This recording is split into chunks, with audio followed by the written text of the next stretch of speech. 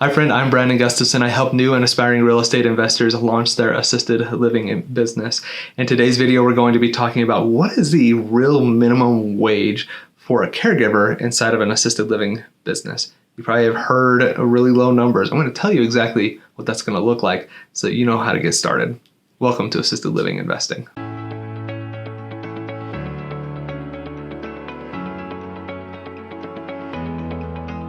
Hey friend, welcome back to Assisted Living. Before I get into the topic of today, which is what is the minimum wage for working in assisted living, I want to remind you to get over to the website, assistedlivinginvesting.net. We will have our calculator up on there as well, so you can get free access to that, and it's going to help you along your investment journey and help you get started in launching your assisted living business. Now let's get into the topic for today's video. We're going to be talking about what is minimum wage really when you're working with an assisted living business, and what does that look like? I've seen people say $10 an hour, $12 an hour.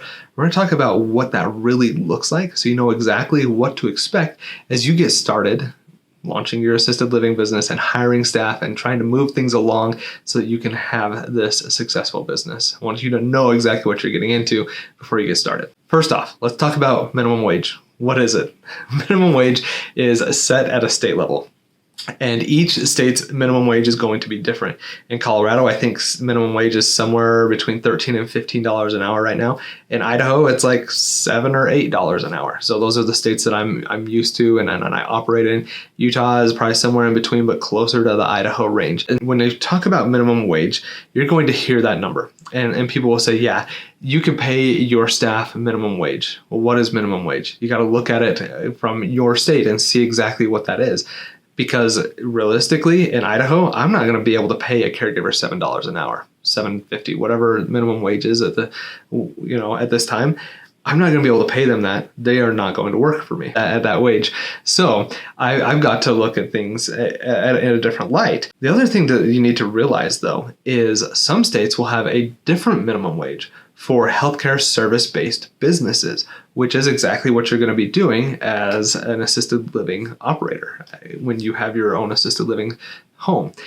And what I found is typically it's going to be slightly higher than minimum wage, than the rest of the state's minimum wage, because they recognize the great work that your caregivers are doing and the importance that they have. So as you are doing this, when you hear minimum wage, you need to think to yourself, is that realistic? Can I do that? Or does that just seem like pie in the sky? And is that not real? And I'm going to tell you, you're probably not going to be able to pay minimum wage. I'm just going to be frank with you. Paying minimum wage for this, paying $12 an hour, I think those days are gone. I really don't think you're going to be able to pay somebody that much. I was talking with somebody on a strategy call earlier today. We were talking about the wages that you pay people, and we were both talking about how it's just so unrealistic to pay somebody that much, because they could go, rather than wiping somebody's butt that they're going to do at your facility, they could go flip burgers at McDonald's and make the same or maybe even a little bit more. And like, which one are you going to do? Especially if you're an older person, you might just go flip burgers because it hurts your back to be bending over and things like that. It can be hard. The work that you do in assisted living is not super easy, and you want to make sure that you are fairly compensating your staff for that. And so, yes, you get into this and you think, oh, I can have this really low staffing model and things like that. I'm here to tell you, staffing is going to be your biggest expense regardless. And you want to make sure that you are treating your employees well. Otherwise, they're going to leave. So you cannot treat them like dirt, and you cannot pay them nothing and expect them to stay and be loyal to you and help your residents out.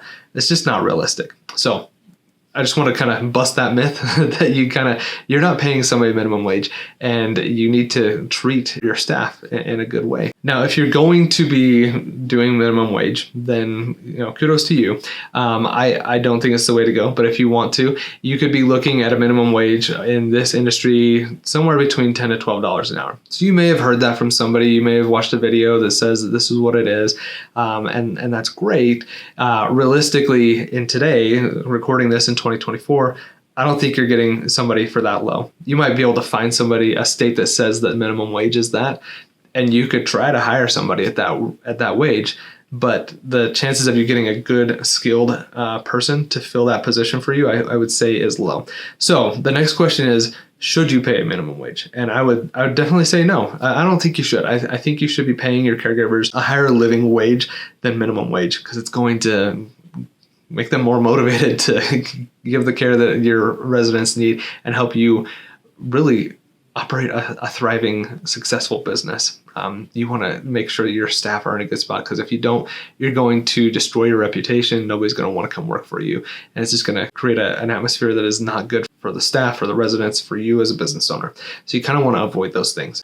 What's that going to look like for you, and where should you end up paying your staff, and how should you incorporate that into your underwriting as you're trying to get started and launching your assisted living business? What I would say, and this is a little bit vague, but you probably want to be paying market rates. So what are market rates? Market rates are going to be specific to your different markets and things like that. You need to recognize that depending on the state, you might have a requirement. You're probably not hiring a CNA. You're probably hiring a caregiver, which is a lower classification of certification there as you get into this. And so you have CNAs. Let's say that a CNA is making $20 an hour.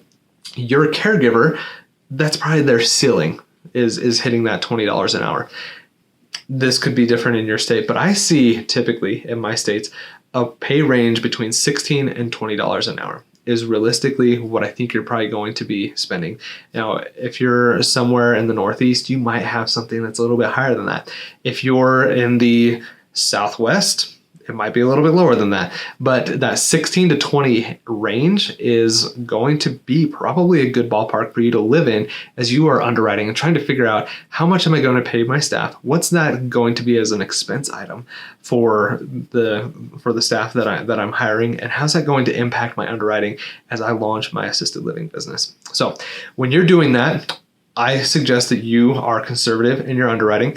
I would suggest getting over to the assistedlivinginvesting.net/calculator.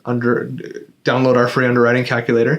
On the tab that talks about staffing, you're going to put your wage at $20 an hour, and you're going to put however many staff you need to make sure you're meeting those requirements.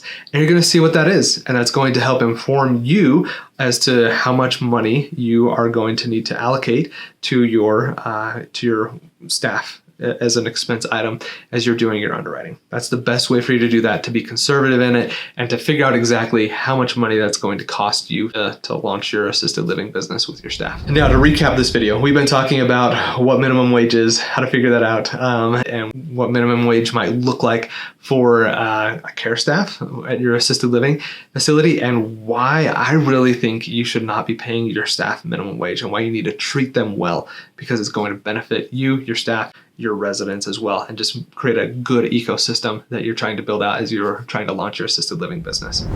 If you found this information to be helpful, make sure you get over to the website, assistedlivinginvesting.net. Get over there, you can get access to the free underwriting calculator. You can get access to the business planning guide, which is a resource that I put together to help you build a business plan and underwrite things and make sure you feel confident in your ability to launch an assisted living business. I also have the Accelerator, which is a 12-week course that is designed to get you on the path to ownership in just 12 weeks. I also offer extra coaching with that. If you get over to assistedlivinginvesting.net/strategy, set up a call with me, and I can talk to you a little bit about how the course and the coaching come together to create something that's going to really help you launch into starting that assisted living business and get you to where you need to be. Does residential assisted living sound interesting to you, but you don't know how to get started? At Assisted Living Investing, we're here to help you through the process, start to finish, in launching your assisted living business. And remember, it doesn't take a lot, just a little bit. Keep making progress step by step by step. I promise you that if you're consistent and persistent, you're going to be successful. I want to thank you for watching, and have a great day.